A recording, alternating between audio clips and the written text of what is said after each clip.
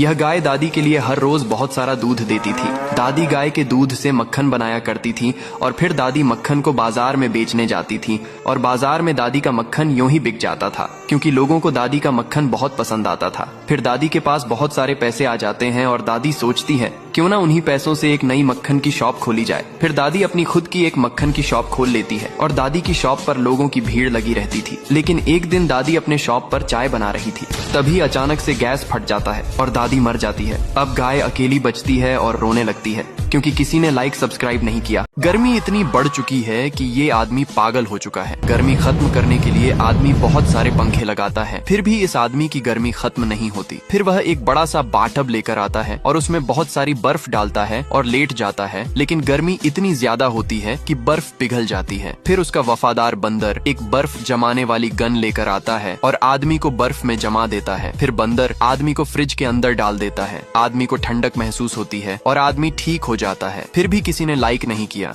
शहर में डायनासोर आ जाता है। लोग डर के मारे भागने लगते हैं। फिर डायनासोर शहर को तबाह करने लगता है और बिल्डिंगों को गिराने लगता है। तभी एक आदमी रोते हुए दादी को फोन कर देता है। आदमी दादी को सारी बात बताता है। फिर दादी अपने गाय पर बैठकर जादुई छड़ी को घुमाते हुए शहर की ओर आती है। फिर दादी जादुई छड़ी से जोरदार बिजली डायनासोर के ऊपर गिरा देती है, जिससे डायनासोर वहीं पर मर जाता है। फिर दादी और गाय रोने लगते हैं। फिर लाइक सब्सक्राइब नहीं किया।